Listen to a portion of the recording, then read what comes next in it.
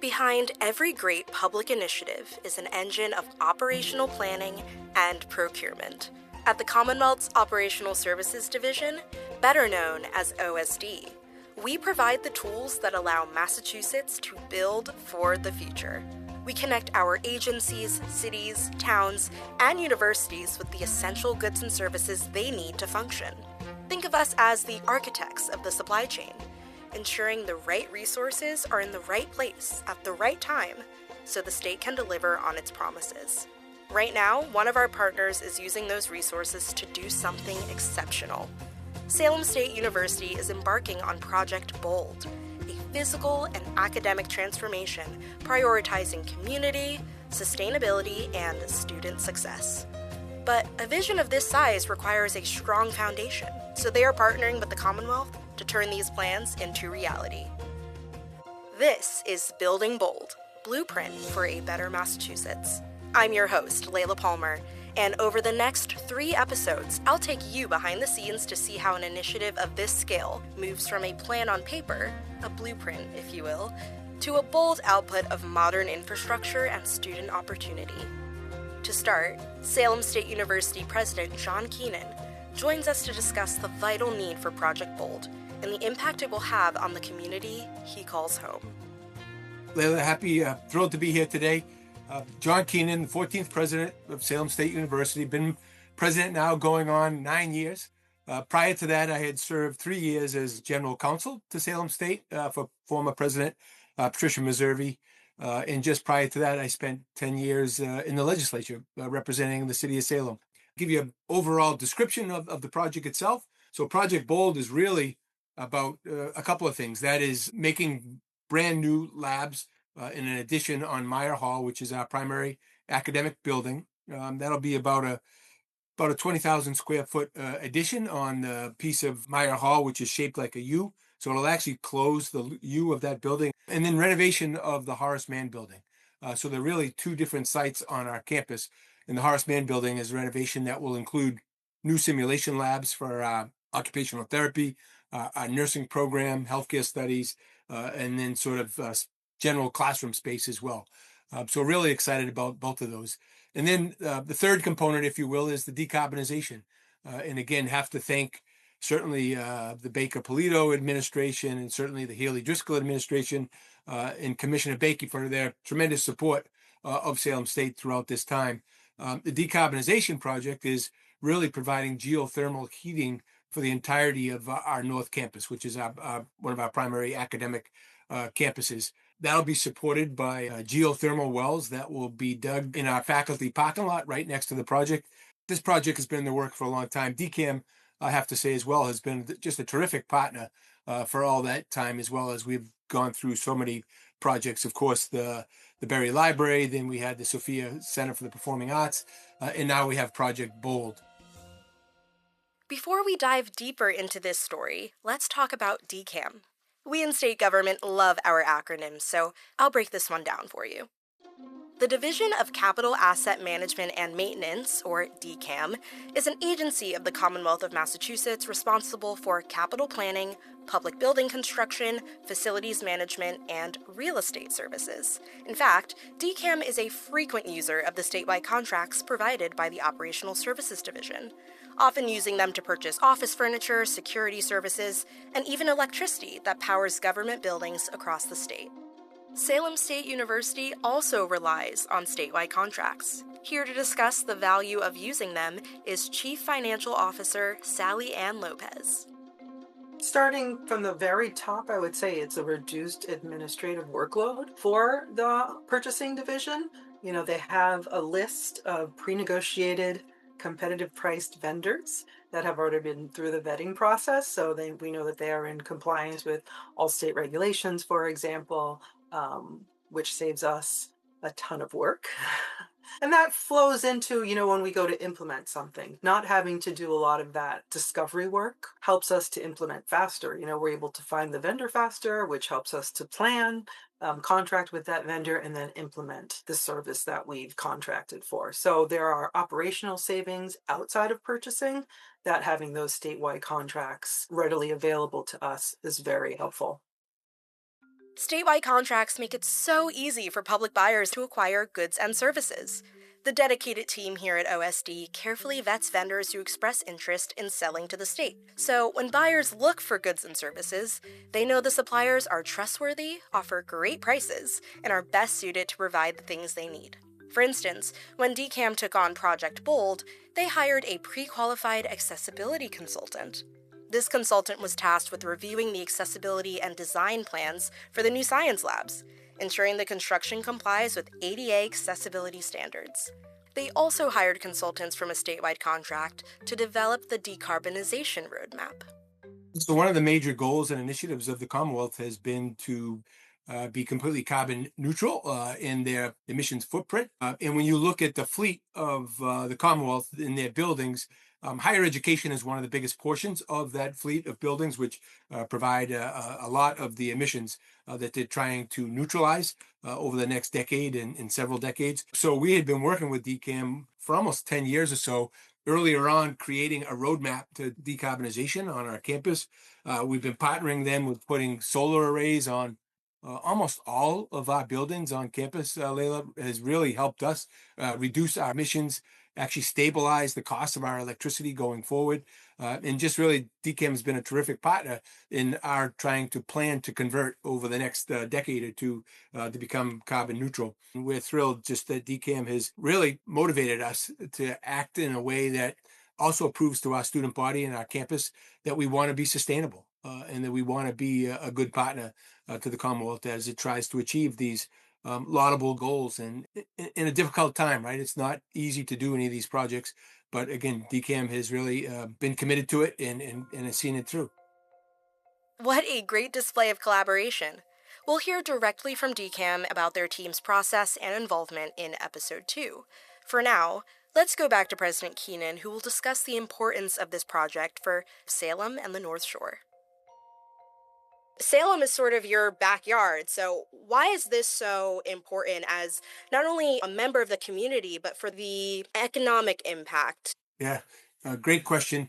So during the application process itself to get one of these major capital projects approved, one of the things you had to show in the course of the application was the benefits to the regional workforce and the economy, if you would. And certainly all the data that we've seen through the North Shore Web and the local chambers of commerce are that STEM and healthcare are the primary positions that are going to be growing over the next decade or so. Certainly nurses is at an all-time low in terms of the number of nurses that are needed over the next decade.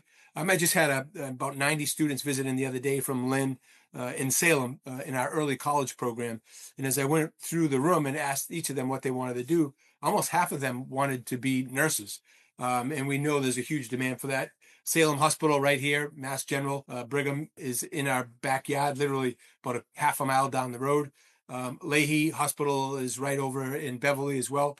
So talking to the leadership of those institutions, we know that there are demands for the nursing profession. And so we're already able to increase our nursing students just on the fact that we're building the new simulation labs. And by the time we open in 2027, we'll be able to add even more nursing students. President Keenan highlighted how Project BOLD supports the economy by meeting regional workforce demands. I wanted to learn more, so I spoke with Provost and Academic Vice President David Silva, who discussed the high demand for professions like nursing and how Salem State is evolving its academic programming to meet those critical needs. So my name is David Silva. I am the Provost and Academic Vice President here at Salem State. I have been in this position since March of 2015, so just over 10 years. And I am in my role basically in charge of all the academic elements here at Salem State, including the hiring and professional development and evaluation of faculty. I have final oversight over courses and curriculum, the schedule, accreditation, all of those things. How is Project BOLD trying to address the specific talent and workforce needs identified across the North Shore region, but also just in the Commonwealth of Massachusetts in general, in the state? Sure. Well, let's start with the demand for nurses. You know, when you look at the Bureau of Labor Statistics, the top 20 fields that are promising to have the most growth in the next decade or so, nurses pop up twice. One is registered nurses. Those are the ones that we prepare at the baccalaureate levels. But a second one that pops up are nurse practitioners. I would add that we also have a need ourselves to make sure that we have at least masters, if not doctorally trained nurses who can then come back and be professors. So nurse education is another piece of that. So there is this demand for nursing. It's clear that it's an unmet demand. Nursing is the only program right now in which we have to limit our admissions. We simply don't have enough spaces to accommodate the number of students who apply to us who would like to be nurses. In an ideal world, I would like to take them all in, but we need to be prepared to do that. So like the simulation labs, right? We can have multiple students working around a simulation lab. They can be in the room, they can be outside the glass door. There will be ways for them to see on a television monitor what's happening so they can do debriefing. But see, when we take those same students and put them in a clinical setting at a hospital or some other health facility, we can only bring up to 6 students at a time. 6. So that's a big limitation right there. And I'm glad we can only bring 6 students, right? Because we want to make sure that our students are learning in contexts where they don't interfere with the important work of a hospital or a clinic or a school. But at the same time, we do need more capacity. Another way we might look at this is that in the workforce, there is always need for folks who can work technician jobs in biochemistry or chemistry or biotech. And so we can prepare our students for those sort of first level jobs right out of college. They get some training. And in many cases, some of them will then take what they learned from us in the workplace and then apply to a graduate program and earn maybe a master's degree or a doctorate in those fields. And so one of our missions is to be able to provide that sort of long-term understanding of where the Commonwealth is going in terms of workforce needs. What is that expression that people say, right? The hockey player isn't going to where the puck is right now. He goes to where the puck is going to be.